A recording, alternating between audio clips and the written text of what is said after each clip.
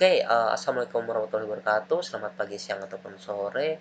Di sini saya akan menjelaskan dengan tugas besar satu sebagai mata kuliah Web Programming 1 ya, di mana kita membuat sebuah tema yaitu website retail. Yang penyusunnya yang pertama ya adalah Michael, yang kedua ya ada sorry, saya sendiri adalah Ramadona Ratna, dan yang ketiga adalah Afrino Batulamande. Next, adalah latar belakang. Latar belakang dalam sebuah website adalah digunakan untuk menampung sebuah teks, gambar, suara, dan juga animasi yang ditampilkan oleh internet yang diakses oleh device ya, seperti bukan komputer saja, bisa HP, TV, dan lain-lainnya. Dan syarat penggunanya harus menggunakan internet. Website juga mempunyai fungsi untuk memberikan informasi, betul juga bisa transaksi, bisa entertainment, hiburan, dan lain sebagainya. Dan perusahaan sekarang sudah banyak sekali menggunakan konsumen berupa website tersebut. Sorry. Dan alasan mengambil tema yaitu alasan yang pertama, kita lihat banyak sekali pengguna website retail seperti Tokopedia, Lazada, Shopee, dan lain sebagainya ya. Banyaknya fungsi yang dapat dikembangkan. Fungsi yang dapat dikembangkan ini banyak sekali dalam sebuah website retail, seperti mungkin kita bisa melihat mempunyai fitur poin, fitur diskon lain-lainnya ya. Banyak sekali project-project yang dapat dikembangkan oleh website retail tersendiri yang dapat kita lihat sekarang. Dan kita lihat yang ketiga adalah banyaknya kebutuhan pengembangan website retail ya. Yang selanjutnya adalah manfaat dan tujuannya. Manfaatnya yaitu kita dapat mengetahui alur dalam pembuatan program retail beserta fungsi-fungsinya. Tujuan kita memilih website retail ini adalah menambahkan pengalaman sebuah pengembangan website retail itu sendiri. Dan next adalah desain sistem. Di sini dijelaskan oleh teman saya yaitu Afrino. Saya persilahkan. Di sini saya akan menjelaskan terkait desain sistem. Yang pertama adalah flowchart user. Dimulai dengan user melakukan penginputan ID dan password. Jika login tidak berhasil, maka user akan menginput ulang ID dan password. Jika login berhasil, maka user akan mencari produk, kemudian membeli produk, setelah itu membayar produk. Jika masih ada yang perlu dibeli, maka user akan kembali mencari produk atau membeli produk. Setelah pembayaran selesai, maka user akan mengisi biodata dan alamat pengiriman. Setelah itu selesai. Untuk yang kedua adalah flowchart admin. Pertama admin akan memasukkan ID dan password untuk login. Jika username dan password valid, maka akan melanjutkan ke dashboard admin. Tetapi jika tidak valid, maka user akan mengulang untuk penginputan ID dan password. Setelah login berhasil, admin akan menuju dashboard admin. Setelah itu admin memilih fungsi, yaitu ada 4. Yang pertama create, kemudian read, ketiga update, dan yang terakhir delete. Kemudian jika CRUD belum selesai, admin akan mengulang proses pemilihan fungsi, yaitu create, read, update, dan delete. Jika tidak ada yang diubah, kemudian admin akan menuju logout. Jika sudah logout selesai.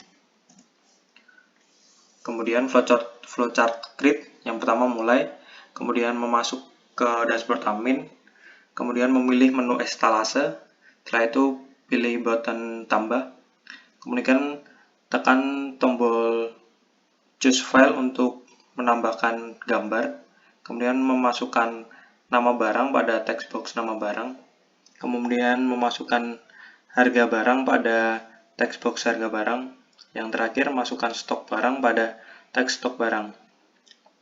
Jika hasil inputan sudah benar, maka melanjutkan submit. Tetapi jika salah, maka akan dilakukan koreksi di setiap penginputannya. Jika sudah benar, maka melakukan submit, setelah itu selesai. Kemudian flowchart read, ini lebih simpel dari sebelumnya, yaitu memulai, kemudian masuk ke dashboard admin, kemudian milih menu etalase, kemudian memonitoring barang. Setelah itu selesai. Kemudian flowchart update, yang pertama mulai, kemudian masuk ke dashboard admin, setelah itu pilih menu etalase, setelah itu pilih button update pada barang yang akan diperbarui.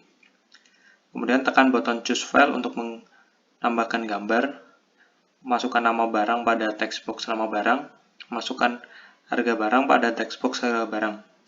Terakhir, masukkan stok barang pada text box stok barang. Jika ada yang penginputan yang salah, maka akan dicek tiap penginputannya agar benar. Tetapi jika hasil inputan sudah benar, maka akan masuk ke submit, kemudian selesai. Yang selanjutnya adalah flowchart delete. Pertama, masuk ke dashboard admin, kemudian pilih menu etalase.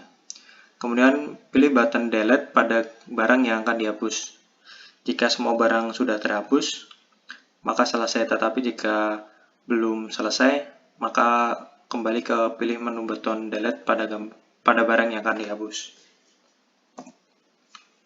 Sekian. Dan oke, di sini saya akan menjelaskan sebuah desain database-nya ya, dan melanjutkan sebuah presentasi sebelumnya, menjelaskan sebuah relasi database yang telah kita buat untuk sebuah program retail. Di sini kita bisa melihat terdapat 5 tabel ya yang saling berelasi. Yang pertama adalah test user, dalam nama tabel ada user, data user, produk, pembelian, dan status barang. Mana ini adalah saling berelasi. User berelasi dengan data user, dengan pembelian, yaitu user 1 one to many, one to one, satu tes produk many to many, kita bisa lihat banyak ya, bisa naruh berapa aja. Dan tes status barang, di sini pembelinya hanya bisa membeli satu-satu ya. Sebagai program yang telah kita buat, mungkin nanti akan berkembang, berubah, atau dan sebagainya. Di sini telah kita buat sebuah trigger ya.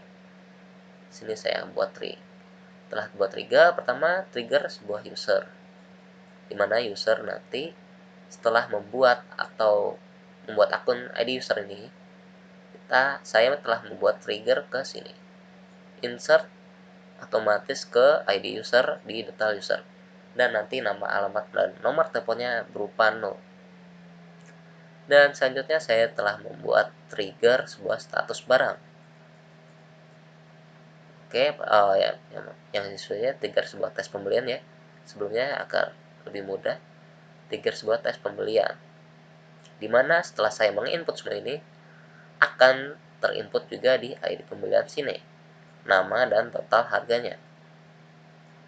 After insert akan menginsert sebuah status barang. Dan di sini saya telah membuat trigger after update ya, karena di sini saya telah menginput juga status barangnya karena belum kirim.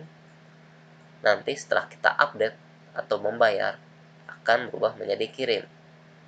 Dan nantinya sebuah stok dalam produk akan berkurang dari jumlah pengurangan sebuah di sini jumlah barang yang telah dibeli. Oke, mungkin itu saja penjelasan relasi database saya. Dan selanjutnya akan dijelaskan sebuah page dan koneksi sebuah database-nya dalam sebuah website, akan dijelaskan oleh teman saya Michael. Saya persilakan. Selanjutnya saya akan mempresentasikan tentang page yang telah kami buat di sini. Saya telah membuat page user. Page user ini isinya adalah dashboard awalan saat kita ingin membeli barang, di mana terdapat 6 barang yang dapat kita beli di sini. Nah, lalu saja membuat page kontak.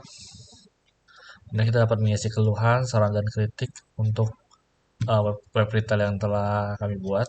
Lalu di sini ada page pembelian. Nah, di sini.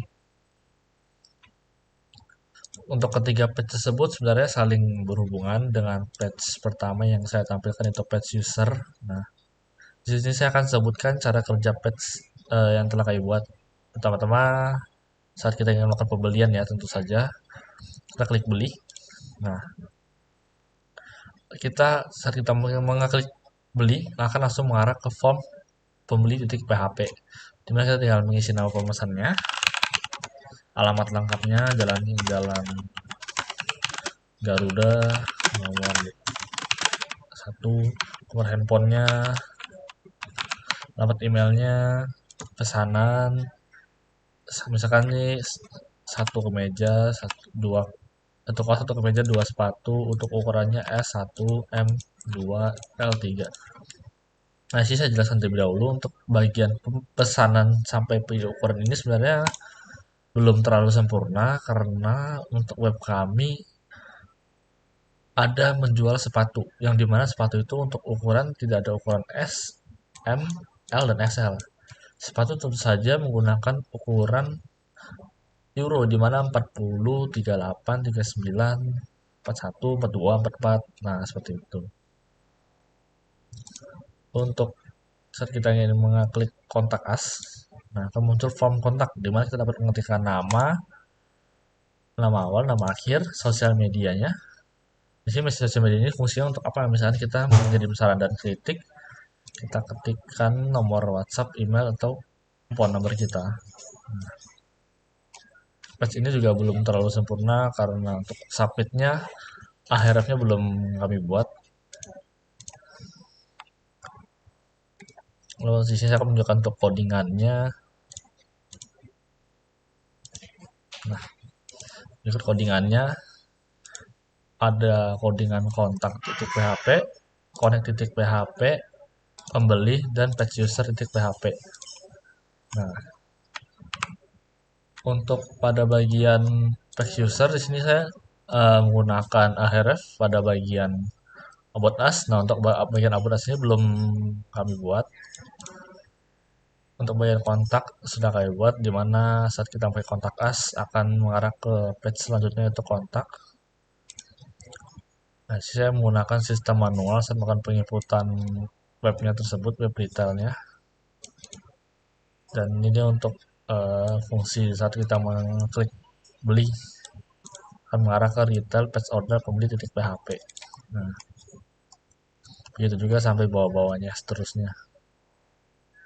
Pada page pembeli juga kami lakukan seperti ini sama, tapi untuk bagian pesanan ini belum terlalu disempurnakan karena kami ada menjual sepatu ya. Nah, bagian situ belum terlalu sempurna. Untuk connect tentu saja connectnya ke database lokal retail. Oke, sekian presentasi dari saya Michael dan kelompok saya izin undur diri dan meminta maaf apabila ada kesalahan kata. Selamat pagi, siang, dan malam.